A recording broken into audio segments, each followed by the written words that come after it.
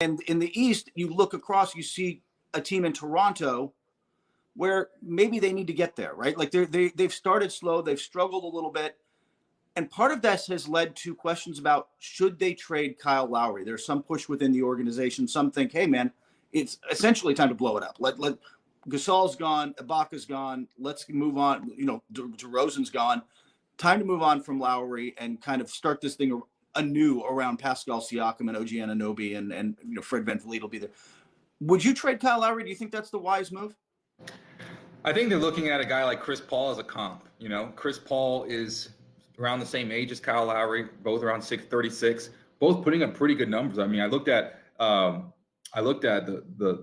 history books here, and back in 2013 to 15, Kyle Lowry's putting up basically the same numbers, averaging 17 and 6, shooting similar field goal percentage.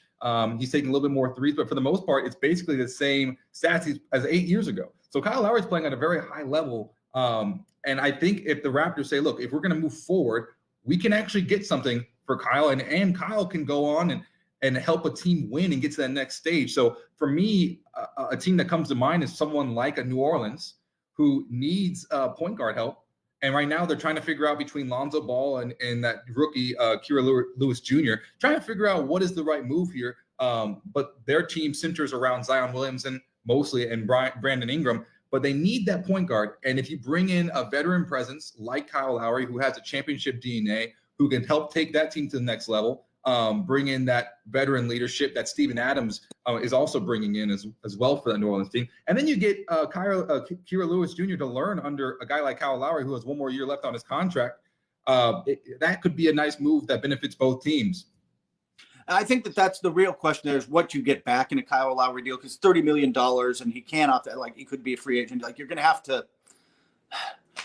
have to come up with a way to keep him there long term if you're going to spend that much to get him in. So, you know, what are you sending out? What are you getting back? And in Toronto's case, they're going to want a fair amount, but also they're half a game. Like we were talking about Charlotte being, you know, playing all this well.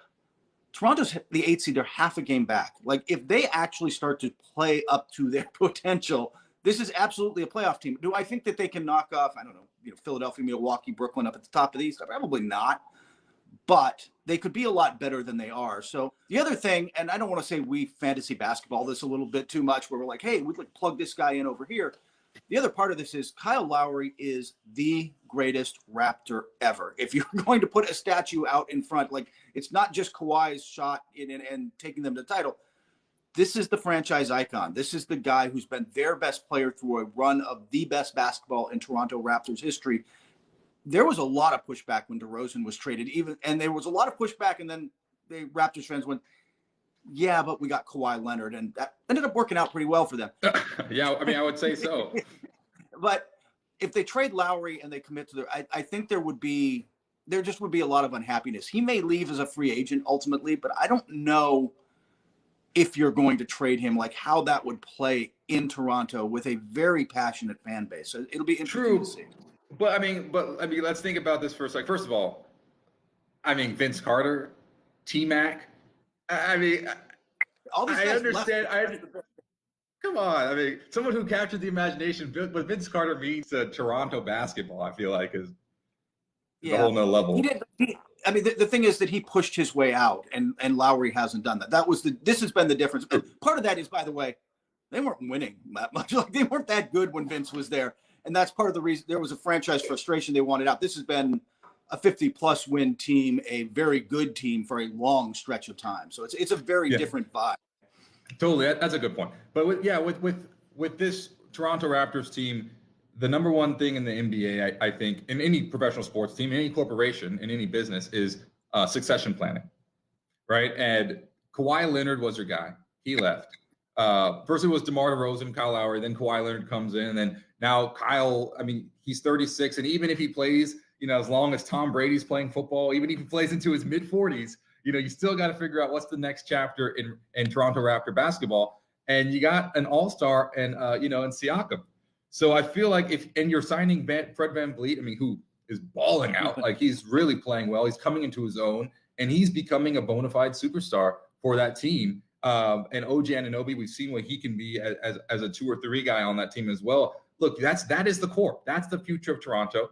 It's pretty clear and evident. And then now it's time to figure out, okay, if Kyle Lowry is a part of that, how can he accept a new role with this team? And if he doesn't want to do that and move on, maybe then the Raptors can get some nice pieces to build around that new generation. But I understand that, you know, it's always tough to say goodbye and move on to a next chapter. But I think that, you know, at a certain point, you're going to have to do that. And if Lowry wants to, it has to, you know, obviously, like you're saying, Lowry is such a big part of that Toronto Raptor franchise.